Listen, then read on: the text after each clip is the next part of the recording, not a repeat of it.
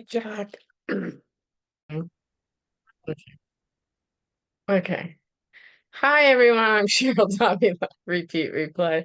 Cheryl Davila, founder of the Climate Emergency Mobilization Task Force and former council member for the city of Berkeley. And we're here tonight to have our amazing UC Berkeley College Core Fellows present on the revised Alameda County scorecard. But first, we're just going to do a little check-in question. And Jack, do you want to do this? I can drop it in the chat. Okay, go ahead. Or should I just keep it moving Or you can since you just read it. feel a You can little? just read it. You can just read it. Go Yeah. ahead. Okay. So first, if you want to drop, we know your name, if you want to put your name, your pronoun, and your organization in the chat. But it's Asian American and Pacific Heritage Month, as well as Mental Health Awareness Month, as well as Jewish American Heritage Month, as well as the National Clean Air Month, and No Mao May. Now I don't even know what that means. But how are you doing to honor these uh, things this month? And today is also the 76th anniversary of the Nakba. So, what am I doing? I am gonna wear my keffiyeh to acknowledge Nakba Day and actually for the support of Palestinians. I've been wearing my keffiyeh every day. And I'm also trying to walk a little more for my mental health. And last night was the best thing I did for my mental health because my son just got back from a trip and he's at this region conference in San Francisco in the Mission, and he performed a poem last night. And it's like this climate it was amazing because it was all young people. And actually Jack and Karina and everyone, they also they had a panel, and the panel was with um like these two women that had a disability, and they talked about that. Unfortunately, I missed their talk, but my husband said it was very good. But they talked about how, the disability impairs them, or how they've had to deal with their disabilities, and how it's perceived, and how they came, um, you know, um, okay, because at first it wasn't okay, I guess, and they had to really like connect with themselves to, be able to be out in front about it. And it was really beautiful. It was really beautiful. So anyway, I probably didn't do a very good job of that, but I'll pass it to Janelle. So name, pronoun, org, and how you feel about that, these things this month. I'm just going to drop the whole thing in the chat. And if you would know what No Okay, Moy thank May you. is, that would be good. Go ahead, Janelle. Sorry, you cut off You're kind of name, breaking up, Janelle. pronouns, and hello? Is this Yeah. better? Your Maybe. organization? My organization. So hello everybody, my name is Janelle. I use the She Her series. My organization, I'm a sophomore, or now a junior actually, at UC Berkeley. And what was the last thing? Org. Oh, answer the question about it's like Asian American Pacific Islander Month, Mental Health Month, No Moy Mame, and Mhm. Jewish American and National Clean Air Month. So there's all those things. You can just say how you're dealing with any of one of those. Yeah, as an Asian American, I feel like just growing up and having immigrant parents as well, this month is and having a month to honor that, or also just to honor being an Asian American, um, is very what's the word? Like something that I resonate with and something that I'm proud to represent myself because my dad is an Asian, it comes from Asia, and my mom is a Pacific Islander. So this is kind of like a big month for me, I guess, like the fusion of both of them. But yeah, and mental health awareness is also a really big thing as well. Um, Mental health, I think, can come in so many different like shapes and forms and also something really important that a lot of people struggle with. And so I feel like just having this month to bring awareness to that is something really awesome. But yeah, I'm going to popcorn it to Natalie. Thank you, Janelle. So yeah, my name is Natalie Kosios. I use the She series and I just graduated from UC Berkeley. So yeah, I was just a senior. I'm also part of CMTF, so as a fellow there, we're like under a partnership with College Corps, and how I'm honoring those things that were mentioned for Mental Health Month. I'm happy to have graduated and don't have to stress about my assignments anymore, so that's definitely helping out my mental health. And then in terms of Palestinian solidarity, it felt really powerful to participate in the demonstration at general commencement. And I felt like the overall show of solidarity at that demonstration was really important and powerful for the UC Regents and UC Berkeley in general. Oh, sorry, I forgot. I would have to popcorn it off. I'll go ahead and popcorn it to Karina. Hi, I'm Karina, and I'm with CEMTF and also with United Nations Association East Bay Chapter. And so I just got back from Kauai, and I decided that I was going to try to learn more about the Asian Pacific Islander by going to some of the local museums to learn more about their culture and migration and just how Hawaii had evolved from indigenous people to being colonized and so forth. And then I also watched a few short films about the local people and their connection with the earth. So I will pass it on to Karis. Hello, my name is Karis. My pronouns, I use a she series. I am now an alumni of UC Berkeley, and I'm currently doing research at Lawrence Berkeley National Lab. What am I doing to deal with these months? Well, I am doing my best for my mental health. And I commend everyone who has been a part of the UC divestment campaign and all those who stayed during those times. I think it's a very important thing to be a part of. I wish I could have been there myself, but just during these times, I'm doing my best to raise awareness for what's going on and make sure everyone is in the know and is aware. And yeah, I will popcorn to Livy. Hey y'all, I'm Livy. My pronouns are she, her, hers. I'm a fellow with CEMTF. I also am now an alumni. I studied legal studies and race and the law. I'm also about to start working with Berkeley Student Farms on a land management fellowship, like exploring like indigenous land management methods and like what it means to be connected to land. And I'm super excited for that.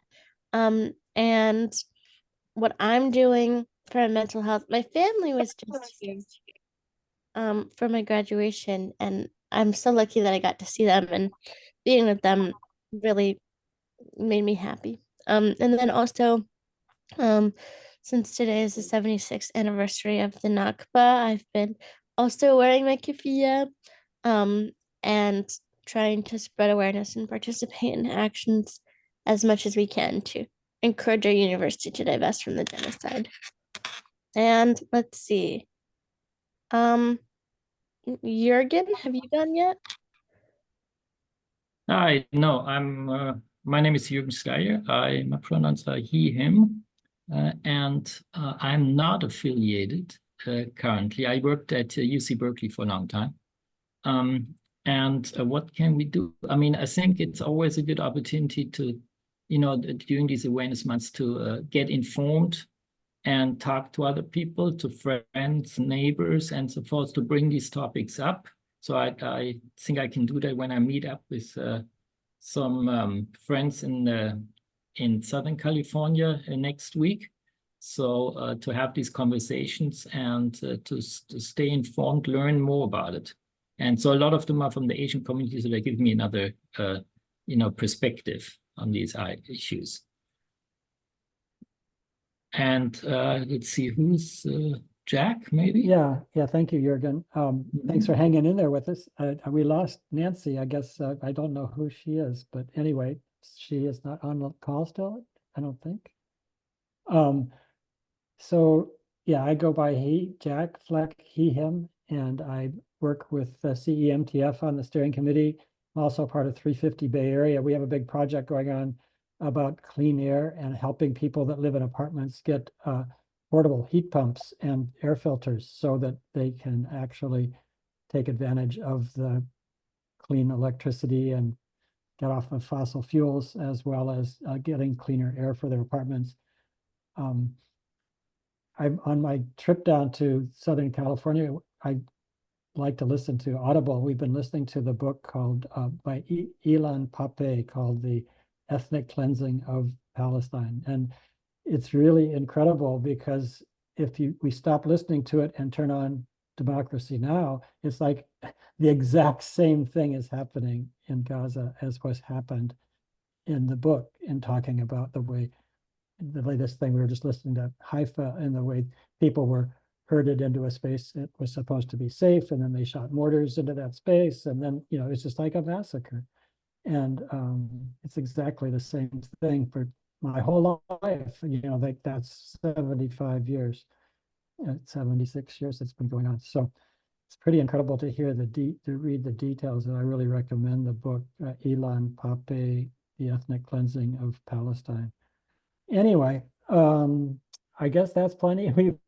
We all talked about Palestine here, right? We want to get back into talking about the Alameda County scorecard here in a minute.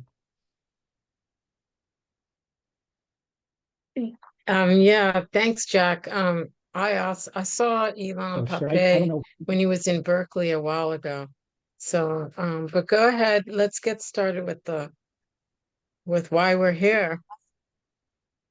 Yeah, so I think we were going to start with you, Karis, and have you start the program and then introduce each student as you have different topics to cover. So please take it away. Oh, I actually texted you. Sorry if you didn't get it. Livy is now going to be introducing. Okay, Livy, go for it. Thank you. Could someone please give me host access so I can share my screen so we can see the beautiful slides?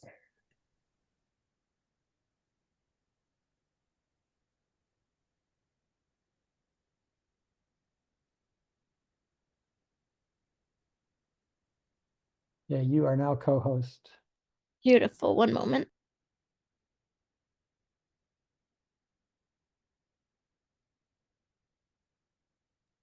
I updated my Zoom, so maybe it's that I have to go back and change the settings, maybe, so that everybody can share. I apologize for that. Are you able to? It looks like you should be able to. It says I have to change my settings, and it's not letting me change my settings right now. So if someone else could please share the slides, that would be lovely. Change your settings. That's weird. If you're co-host, I don't know. No, on my computer, but it's not letting me. It says I don't have access. I can go ahead and do that. Just give me 1 second to pull up the presentation really quick. Thank you, Natalie. No problem.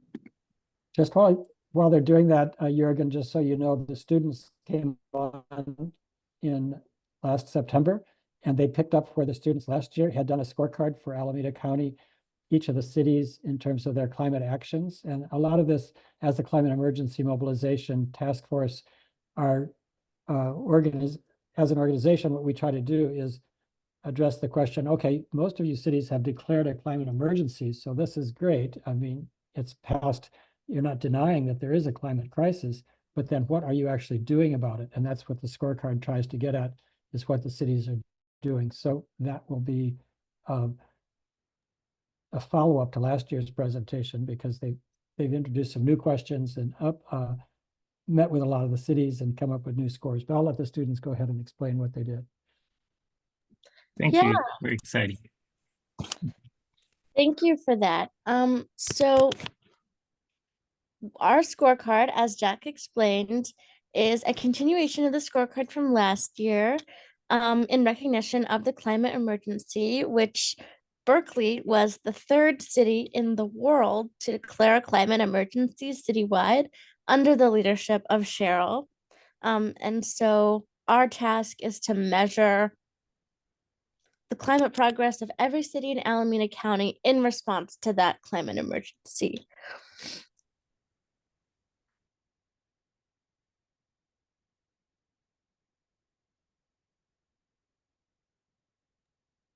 Awesome. Thank you. So I can just go ahead and introduce myself really quick again. I'm Natalie. You have like the but the clubs that I'm involved in the bottom, and then I don't know if you guys just want to quickly say that again, or should I just skip this? Sorry. I think you could keep going because we've had a chance to introduce everybody. Cool. Then, of course, we've already introduced our advisors, but we just wanted to take a moment and say thank you for their help and direction for updating the scorecard. Our advisors were, of course, our link to the fellows last year who were the original makers of this scorecard. So we're super grateful to have been able to collaborate with them. So yeah, thank you, Cheryl, Jack, and Karina for the countless Zoom meetings you spent with us. I'd like to take a moment and do a land acknowledgement. We respectfully acknowledge that the land on which we live, work, and learn is the traditional territory of the Ohlone people. For thousands of years, the Ohlone people have stewarded and cherished this land we now call home. We honor their deep connection to the earth, their rich cultural heritage, and the ongoing presence of Ohlone people in this region. As we acknowledge their past and present, we commit to listening, learning, and working toward a more just and equitable future together.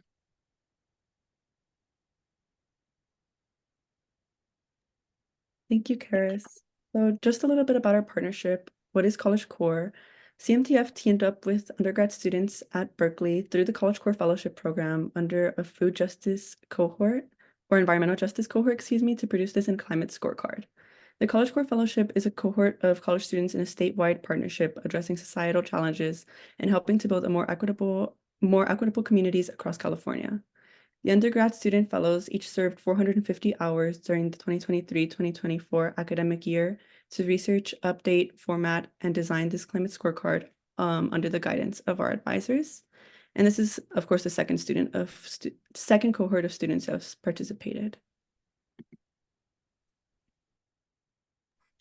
So we have a set of unique issues in the Bay Area that stem from all the intersectional climate issues that are facing the entire world.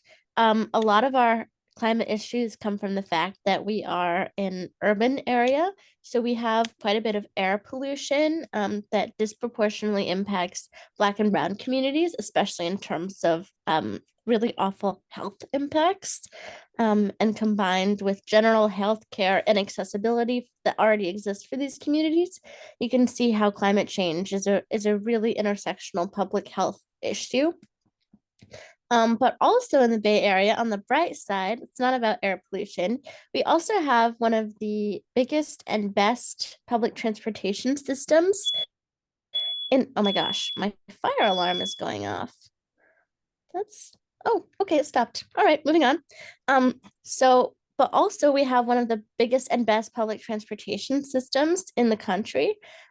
which I know that we all rely on as students as an accessible transportation option, but it's also makes us one of the most progressive counties in terms of having accessible and clean forms of transportation. Also in the Bay Area, we are extremely lucky to have access to the incredible leadership of the Scorecard Land Trust, which was founded here. It's a group of urban Indigenous women that CEMTF regularly partners with. Their work is to rematriate the land, which they define as returning Indigenous land back into the hands of Indigenous women. And they do this by collecting the Shumi land tax and buying back their land. They just reached a settlement with the city of Berkeley to buy back the Berkeley Shell Mound. And it's really beautiful work, and we are often inspired by them and big advocates of the absolute vitality of listening to Indigenous voices in the fight against climate change.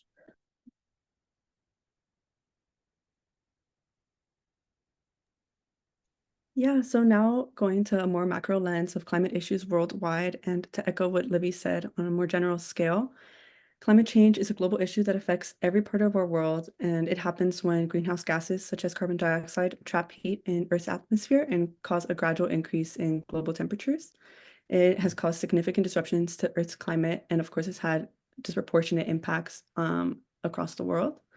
Climate change has resulted in numerous environmental problems, which includes rising temperatures, intense weather events, and sea level rise, and of course has impacted ecosystems, food production, water resources, human health, the economy, among many other aspects of our life. There is a need for more governmental action, research, and innovation to develop new technologies and solutions that can help mitigate the effects of climate change and promote sustainable development. And of course, looking at how climate change is important on a local level is critical to understanding the disproportional impacts of it. But of course, the macro lens allows us to resonate with the gravity of the issue worldwide and of course, incite change. Thank you for that, Natalie. Now I'm going to share our scorecard objectives, which is basically to evaluate the 14 cities in Alameda County using our assessment questions and scoring criteria to understand how each city is responding to the climate emergency. And after this evaluation, we undergo comparative analysis to highlight areas of success and identify opportunities for improvement. And our ultimate goal for the scorecard is to foster a more sustainable and resilient Alameda County. By evaluating the responses of each city, we aim to inform policymaking, drive action, and enhance sustainability efforts across the county to just make Alameda County more sustainable and resilient. And now going into the sources of how we collected our data, used city websites, visited the official websites for each of the cities to gather information on their climate action plans or general city plans and other relevant documents. We also reviewed official city documents like climate action plans and general plans, like I mentioned, to understand each city's strategy and goals regarding the climate responses. We use public data and informational websites such as the US Consensus and Walk Score to gather our demographic and environmental information that pertains to the evaluation. And we also emailed and called city personnel and public organizations such as East Bay Community Energy and the sustainability managers of each city, which leads me into my next point, where we consulted city officials, climate experts, and community groups for information and guidance to find information. And some of these groups include collaborating with the Contra Costa organization and also the Sierra Literacy.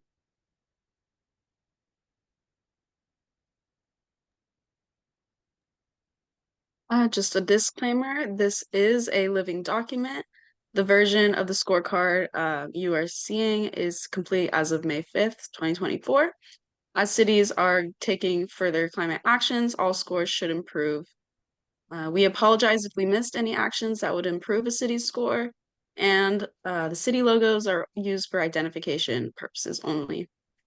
And if you have any corrections or updates or questions, please email cemtforg@gmail.com.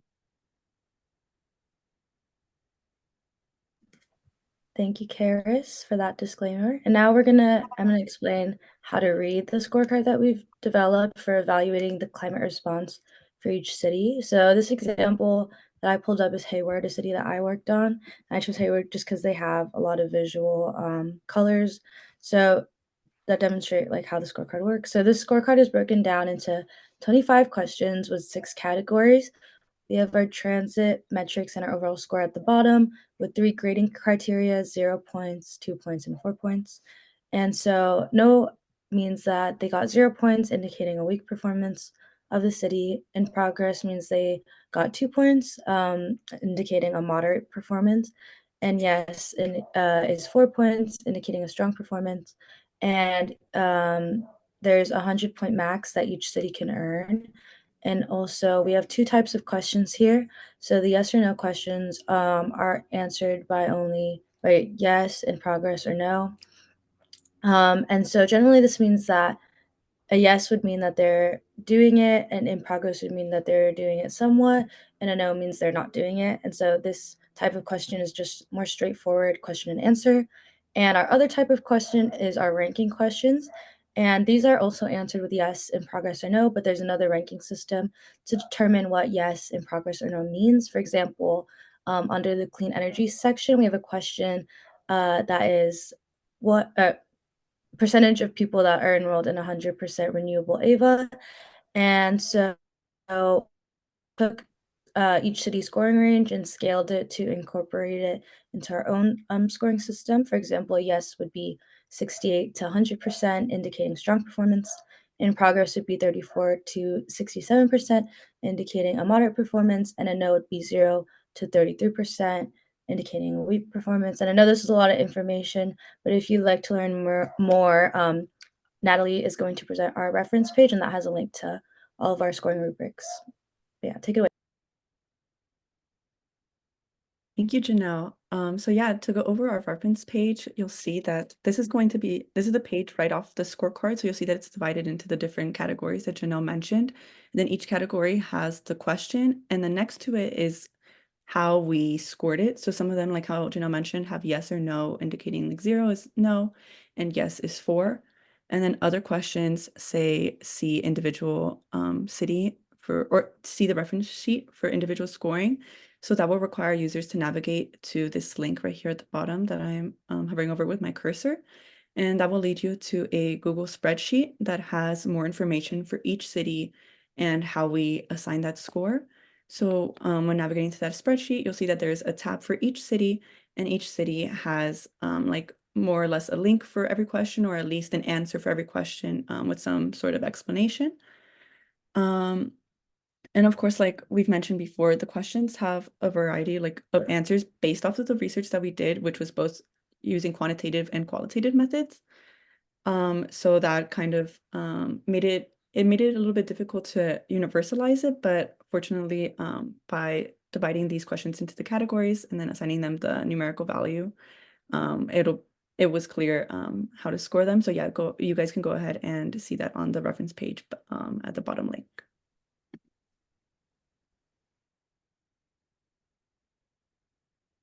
Now we will go over the new questions that we added to the scorecard that were not on the previous one. For the first question, we ask whether the city meets the affordable housing goal based on RHNA and set inclusionary zonings. This question is significant in its addition because it gauges whether its low and very low income residents are secure in terms of housing where climate change has dramatically affected extreme weather patterns. Inclusionary zonings are set by the city. For our calculations in this sector, we multiplied the inclusionary zoning percent times the number of deed restricted permits divided by low and very low income RHNA goals. To set the score, those who got between 0 and 33% based on this calculation got a red, and 34 to 66% got a yellow, and between 67 to 100% got a green, where no one got green and only Alameda City got a yellow.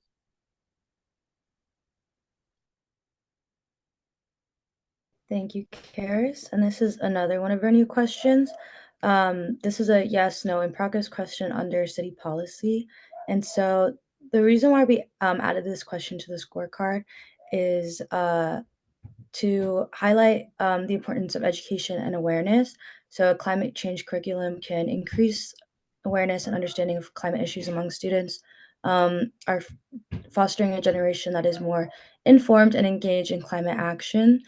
And similarly, this can schools can serve as hubs for community engagement, as a place to spread awareness beyond the classroom and involve parents and community members in climate-related activities. And also, we can see a change in everyday habits, as education can lead to the encouragement of sustainable practices among students and their families, such as energy conservation or waste reduction. And also, students are future leaders, so exposing them to climate change education lets them become more likely to prioritize environmental sustainability in their careers and decision making. And so, yeah, like I mentioned, this is a yes or no in progress question under city policy. And so the cities that do have a climate change curriculum are Alameda County, Berkeley, Dublin, Newark, Fremont, Hayward, Pleasanton, and San Leandro. The cities in progress are currently Oakland and Albany, and the cities who don't have a climate change curriculum is Alameda City, Livermore, Emeryville, Union City, and Piedmont.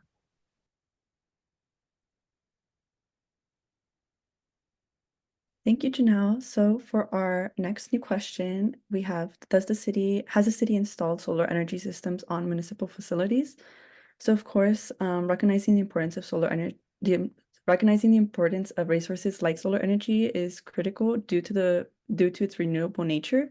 But the reasoning behind this question specifically is based on the energy use of city governments and like their municipal facilities, as oftentimes these city governments, they're able to impose sort of regulations or even bring resources to residents to incite this change in energy use, but don't reflect that investment themselves. So that's the main reason that we decided to include this question this time. And we scored this question by researching whether or not the city had publicly documented their solar energy use in municipal facilities, whether on their website or through talking to the sustainability officials. And then we also looked at whether that plan has manifested. So we scored cities with 4 points if they took action on their plan and installed solar energy systems on municipal facilities, only 2 points if there was some mention of it, but no action taken, and 0 points, if there were no mention of at all. And fortunately, I believe it was only 3 cities that did not take any action or have any mention of installing solar energy systems themselves.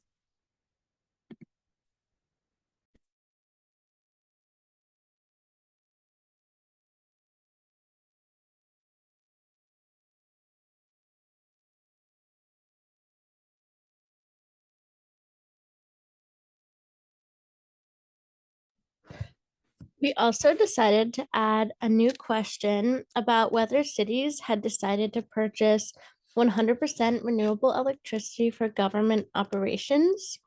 And we didn't find that this was like a widely adopted policy at this point, but hopefully, if we ask for it and measure it in metrics like this, it'll get more common in Alameda County. Because programs like AVA are wonderful for residential properties, but the city also has a part to play in electrifying municipal properties.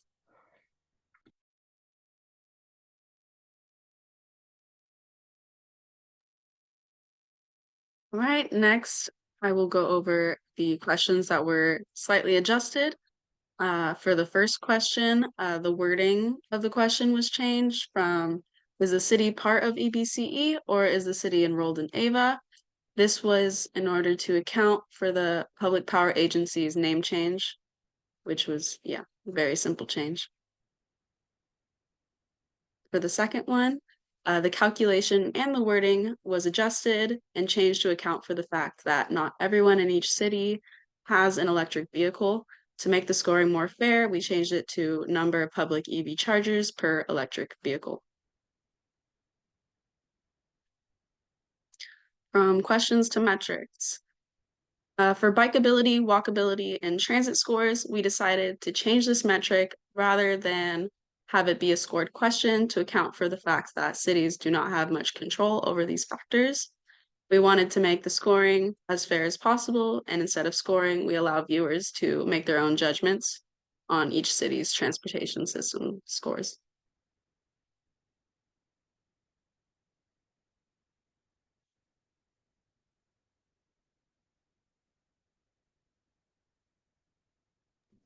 Thank you, Karis. So here are the updated city rankings. As you can see, there's quite a few changes from last year. Namely, Oakland has replaced Berkeley as the #1 spot. And also, significantly, Union City rose 4 spots up in their score. So that's wonderful progress. And then also, we received the messaging from cities frequently that larger cities were more able to, I guess, progress in like the metrics that we chose. So we tried to make sure that our metrics didn't like discriminate against smaller cities. But as you can tell, the bigger cities are the ones at the top. But interestingly, big, pretty wealthy cities like Piedmont are pretty low. So I think we did a good job of making equitable metrics that didn't hold prejudice against smaller cities.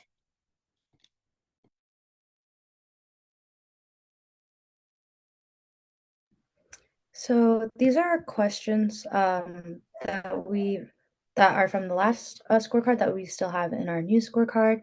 And just to read them over, the questions under city policy are: has the city declared a climate emergency? Has the city declared racism as a public health issue? Has the city passed a resolution to urge CalPERS to divest from fossil fuels? Does the city have an environmental justice policy for sustainable and just transition? And does the city, our new question, does the local school board have a climate change curriculum?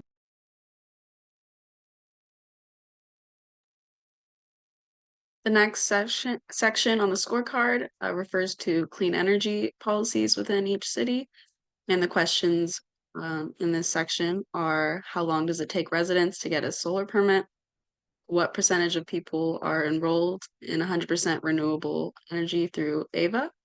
And is the city enrolled in AVA?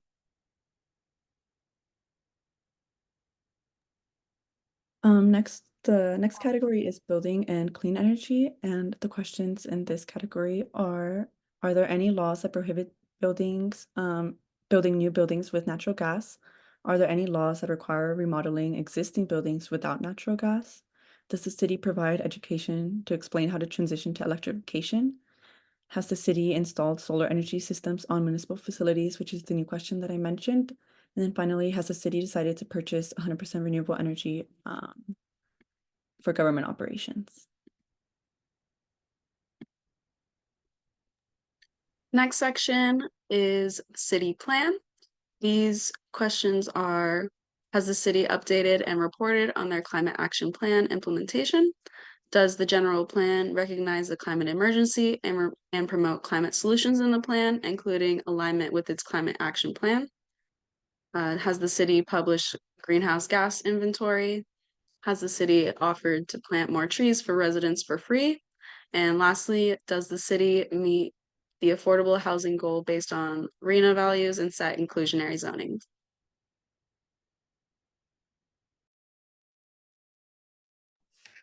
So for transportation, our questions were asking if cities have banned new gas stations, if they require more than the state requirement of 40% of parking spaces in new construction to have EV outlets. Oh my gosh, there's my fire alarm again. Okay, one moment. I'm just gonna mute until it stops.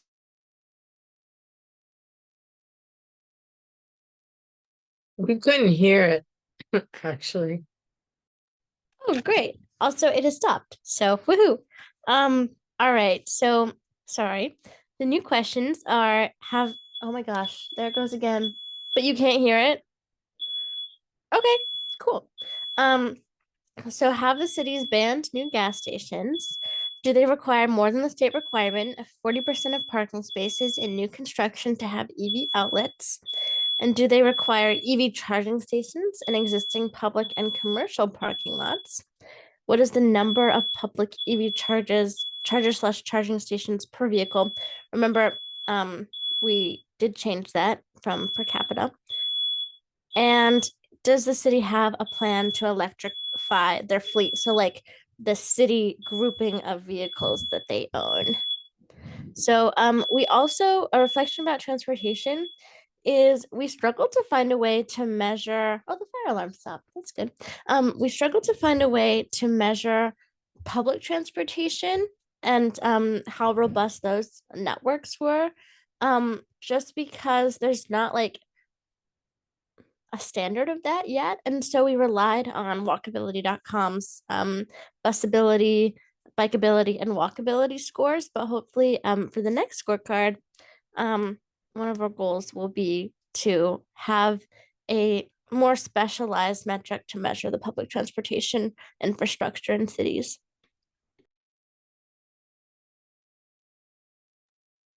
Thank you, Livy. So our last category, I believe, is zero waste. And the questions in this category are whether the city has passed the styrofoam and expanded polystyrene ban, and then whether they passed a plastic bag ban. All right, so now we're going to go over our city highlights. This is a new aspect to the scorecard that we included. We were inspired by the Contra Costa scorecard as well, and they had their city highlights. So this is something we've adopted into our new scorecard. And so our first one is that Alameda County. Alameda County certifies businesses that meet environmental standards, proudly supporting sustainable practices.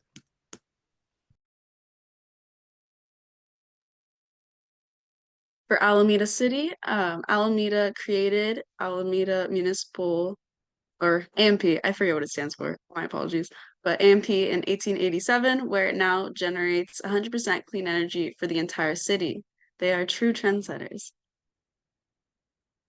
For Berkeley, they established the Climate Equity Fund in 2021, which helped put out 3 pilot programs consisting of resilient home retrofits, electric mobility access, and community access to resilience measures and electrification engagement. For Albany, I decided to highlight that it promotes community engagement with the Carbon-Free Albany Challenge with the goal to provide guidance to households to reduce energy usage. And for Dublin, sorry about that. For Dublin, they partnered with Stop Waste and UC Merced to conduct a carbon sequestration pilot project at Emerald Glen Park, which I thought was really cool. Oakland has a really innovative project to plan an urban forest all over Oakland in urban neighborhoods, because urban neighborhoods are less likely to have trees, and those neighborhoods are without trees, like the hottest neighborhoods are also the ones that are most likely to have high concentrations of Black and brown communities. And so those communities, as a result, have heat-related health problems. And so this is also an intersectional issue and a really, really cool effort. They also have a trash bin inspection program to make sure that like we're composting correctly and like recycling right. So Livermore is also innovative because they work with the Livermore Lawrence National Laboratory pretty closely. And what I was really impressed by was that they have one of the most developed and implemented climate curriculums in our county. It already started at Livermore High School last year. So that's really beautiful. Hopefully it'll start at the school district too, not just the high school. And then Newark it actually has its own environmental justice specific task force, which is super important because the best way to target climate change is by targeting it intersectionally. And their task force is called the Newark Housing Update. And its goal is to create affordable and environmentally just housing. And here's a highlight about Emeryville. The city made the Carbon Disclosure Program CDP A-list in 2018. And for Fremont, Fremont is distinguished for its Green Fremont initiative, which promotes renewable energy and electric vehicle infrastructure. And Hayward stands out for its innovative urban forest management plan, which has increased the city's green canopy coverage. Thank you, Janelle. So this is the highlight for Union City. They sponsor Dakota Green Streets, which is a project that filters stormwater runoff. And their quick solar permit turnover is a super strong resource for residents. Piedmont recently unveiled sustainability awards for Piedmont residents to encourage public collaboration and pride in green development. So it just highlights some residents for their climate justice and green efforts. And then in Pleasanton prioritizes water conservation in its mission for city sustainability as it's a valuable city natural resource. You'll notice, or I noticed on their website, that they focused a lot on water conservation. And then finally, for San Leandro, as you guys would notice, we are presenting the cities that we worked on. So I had the pleasure of meeting with the sustainability manager, Hoifei Muck, from San Leandro, who had made significant progress in city climate justice efforts. And San Leandro was also recognized by the Beacon Award program in 2020 for work in greenhouse gas reductions.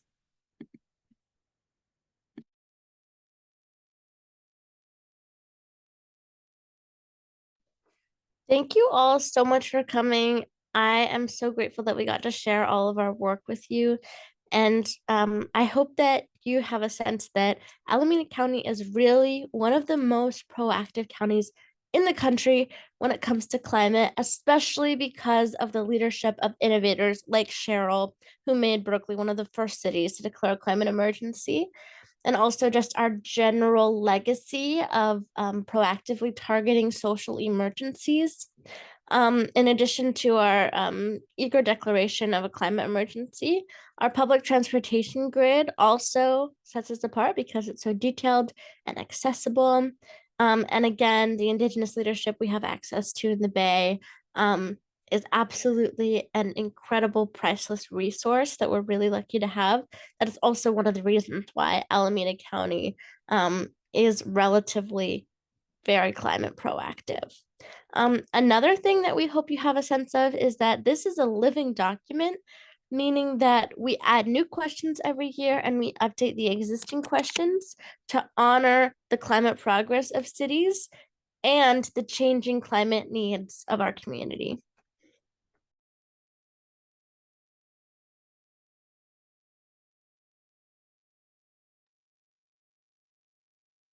If you have any questions, you can contact us at these emails, which we will still have access to, even the graduates, because of the cool ACC bill that just passed.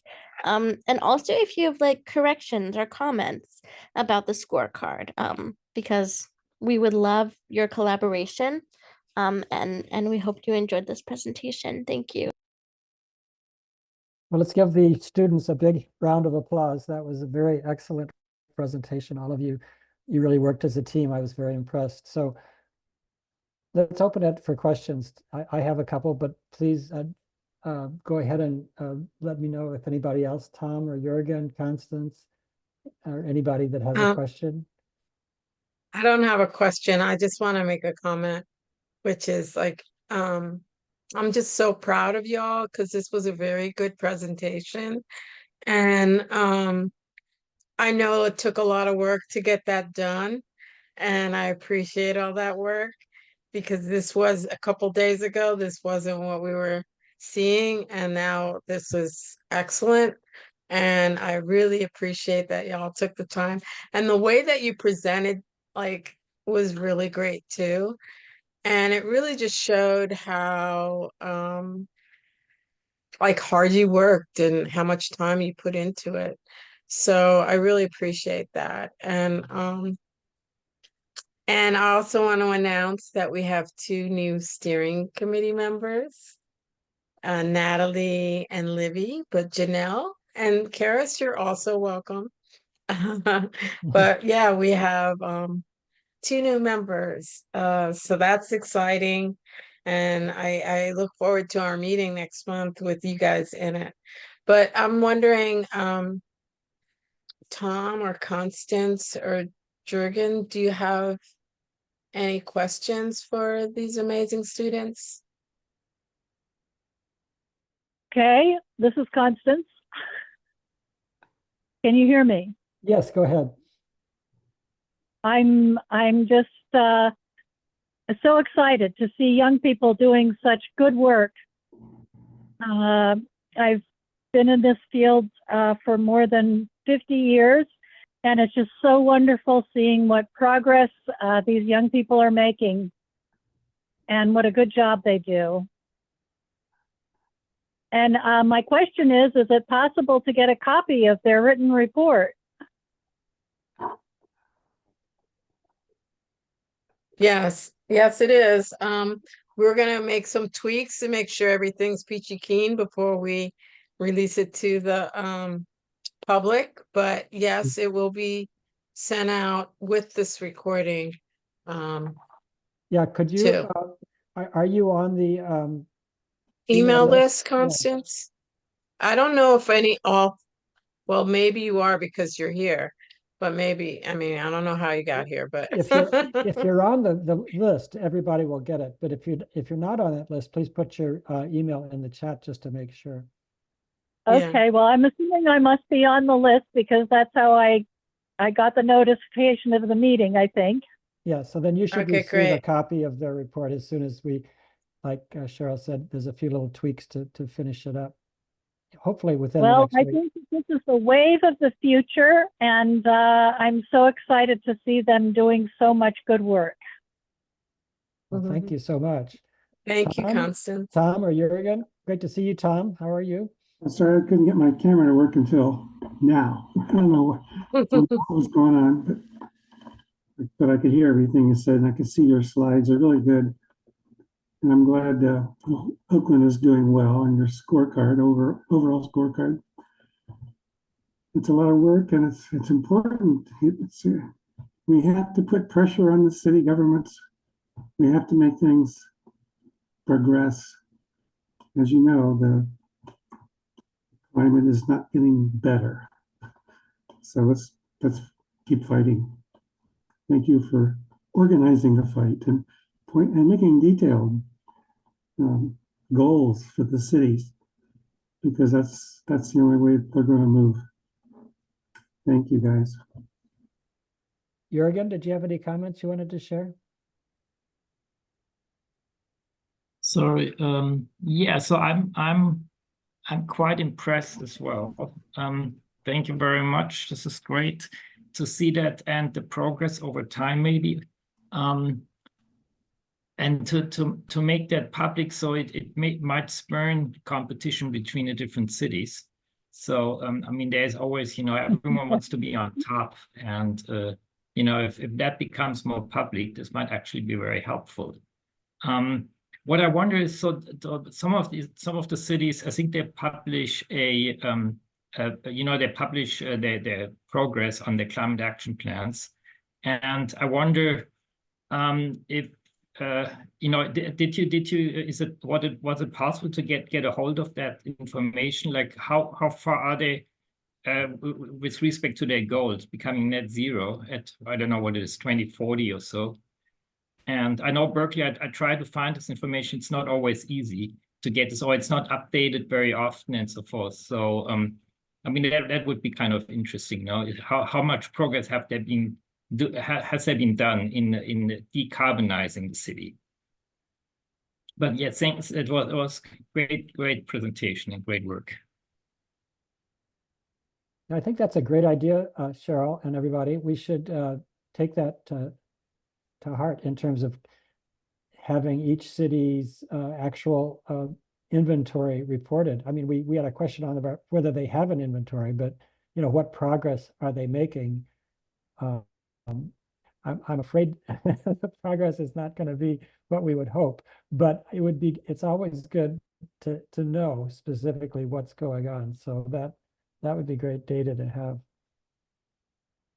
I did have one question on the issue. It just coincidentally this week, even though I'm out of town, I was able to attend virtually an Oakland City Council hearing where they were proposing to go to 100% clean energy for the whole city, except for people who are on the subsidized, the FERA and the CARE programs. But it didn't actually pass, but they did kind of pass the part about going to 100% as a municipality. And then when you were talking about that, I didn't quite hear what the position of what the scores were from the other cities, because one thing that they said, they had somebody from Ava Energy there at the meeting, and they said that about half of the cities in Alameda County are already on 100% clean energy. And I didn't realize that, but I wasn't sure what your scores showed in terms of that. Who presented that? I don't remember whose item that was. For Oakland? No, for all there's a question, does the city purchase 100% clean energy for its municipal operations? And that's what Oakland just voted to do this week. So I guess we could give them a couple points or something. But like you say, it's a living document. But I was just wondering, what did the others, I can't remember what you said, who presented on that? I did, and thank you for updating us about that.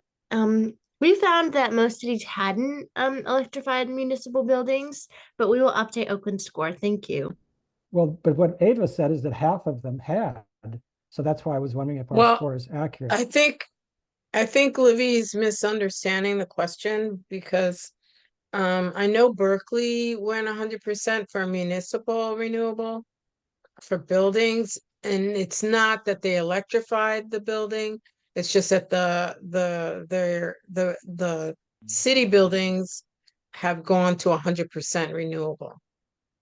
That's the question, correct? Right. Jack? That's what Oakland, that's what Ava said, that half of the cities had done that. So that's what I was wondering, whether we had scored them that way or whether there was some, anyway, that's just a detail that we should try to get straightened out. Yeah, sounds good.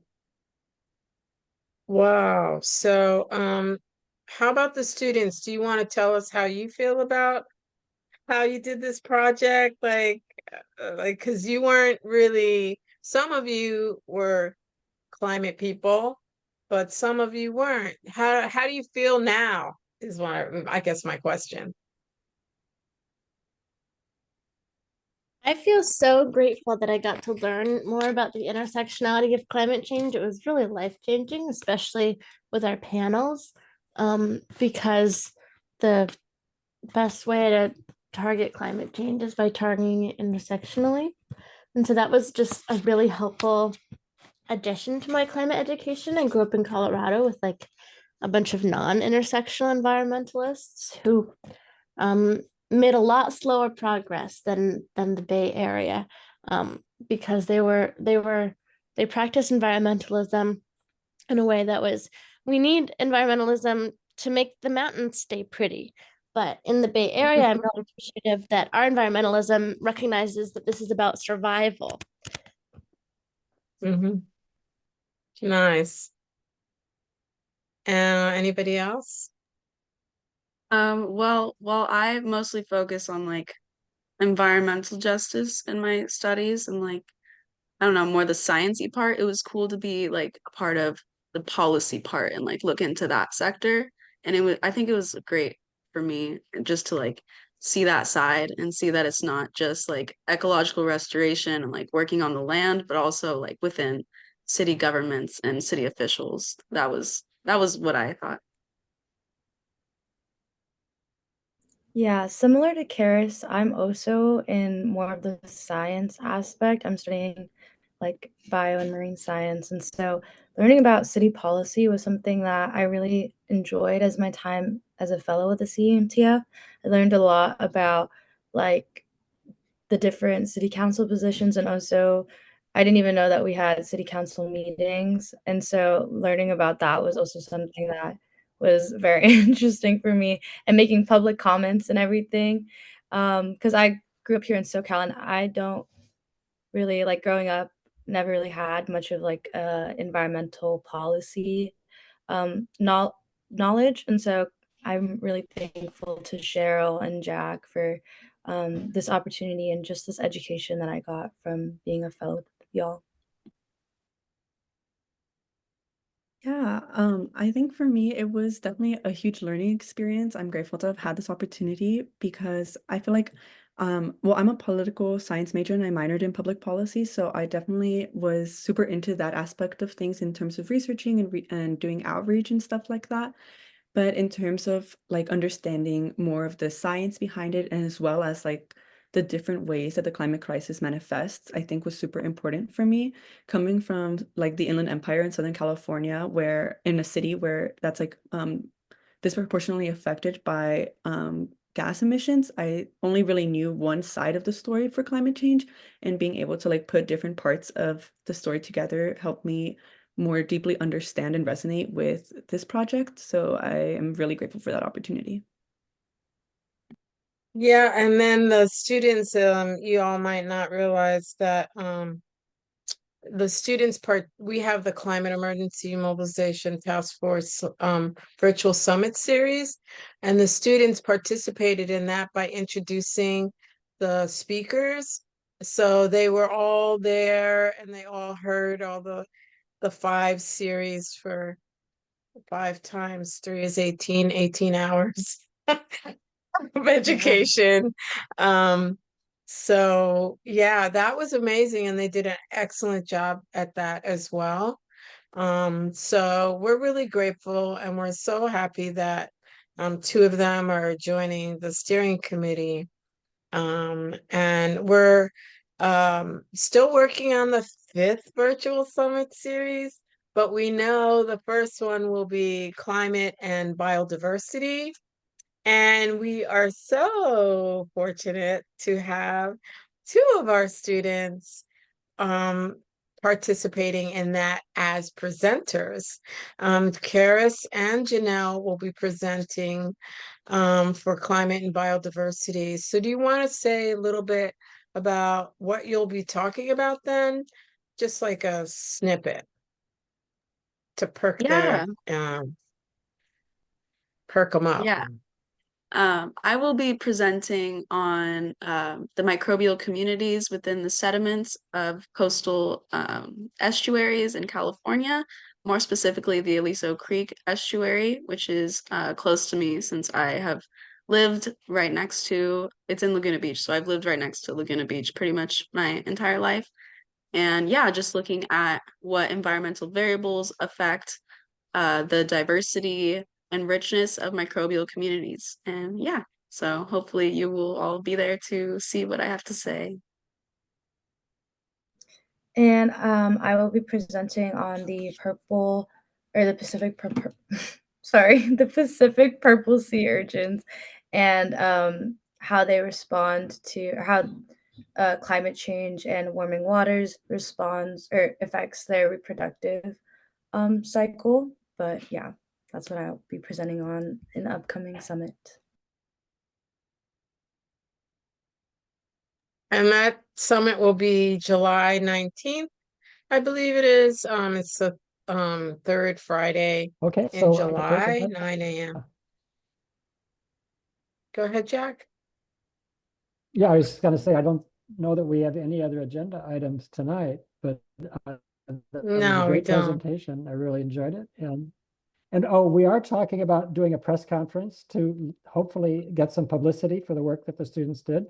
And that would be next Thursday morning, hopefully, not tomorrow, but a week from tomorrow. And thank you, students, At for 10 even a.m. after you've graduated. Yeah, even after you've graduated, you still stuck with us and made the presentations and whipped it all into shape. And you know, are kind of hanging in there with us. So that's great. Well, the other event that Livy and Natalie emceed at that event at the Berkeley City Park. Right. a couple weeks Yes, ago. we Remember had that, Cheryl? the climate emergency mobilization is part of Mobilize Berkeley, which is we do community climate healing gatherings. And we had one I guess last month at Civic Center Park in Berkeley. And the fellows were there, and Natalie and Livy, well, two of the fellows were there. Natalie and Livy were the MCs, and that was a great event. We had music, we had vendors, like 350 was there. Karina was representing United Nations Association East Bay, plus they both represent CEMTF. And then there was someone to cut hair for free. There were free clothings that we gave away. And we had several speakers that were just amazing. A visualization kind of meditation. That was really great. And yeah, it was just like a 3 or 4 hour event, but it was really nice. And you know, people in the park that live or live and hang out there were, our unhoused neighbors were all participants, and that was really really nice.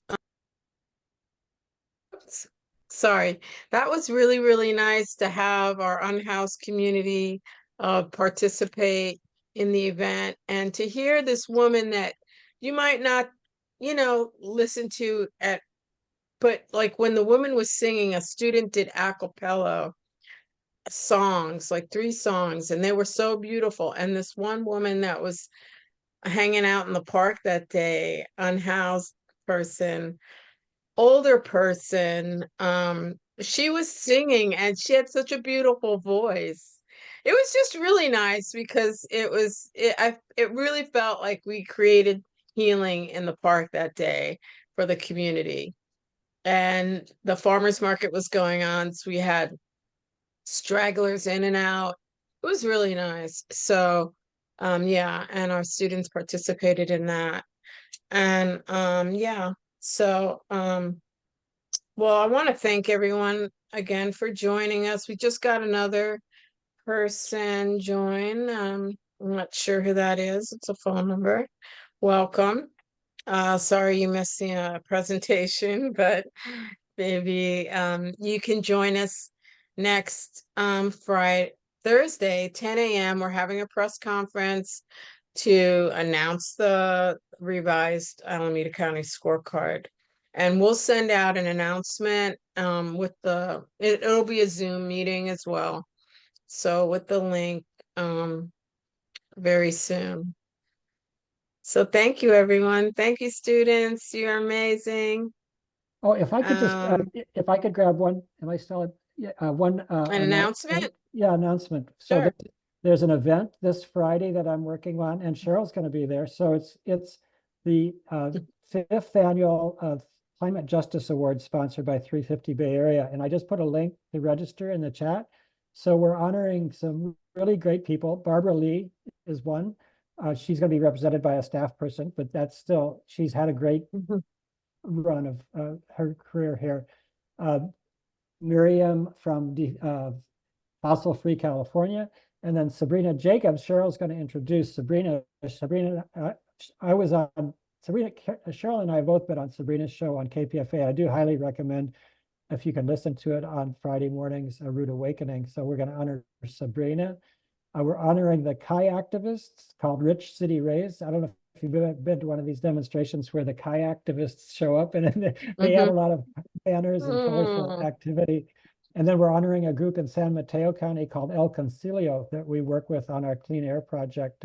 And so it should be a really nice event. And I do urge you to come by 6:30 on Friday evening and pay tribute. And show solidarity with these community groups that are doing really great work. It's a $20 requested donation, but you don't have to make a donation. It's like the summits that we do at CEMTF, which is that you can come for free if you want. That's true too. So hope you can make it. And I put the link in the chat for people to sign up and get more information. So yeah, so I guess this is our conclusion, but I just want to say how much I love you students. You've been amazing this year. It's really been an honor and a pleasure. And please stay in touch. And I'll see 2 of you this summer, but oh yeah, I'll see 2 of you and then 2 of you on the steering committee. So we're all good. So and thank you, Jack and Karina, because we are the steering committee. Now we have 2 new members and we've been holding it down, and we're so excited to have younger folks joining us. So that's just amazing. And there's so much work to do. And here we are in a genocide. And all these things going on in the world. It's just crazy. So hang in there and take care of your mental, physical well-being. Show love, be loved, and have a blessed rest of your evening, week, and we'll see you next time. Thank you, Jack, for hosting this too. Good night, everybody. Good night, everyone. Have a blessed Thank night. you. Thank Bye. you So much. everyone. Bye. Yeah. Thank you. What a great presentation. Excellent, excellent, excellent. Thank you. Bye. Bye. Bye.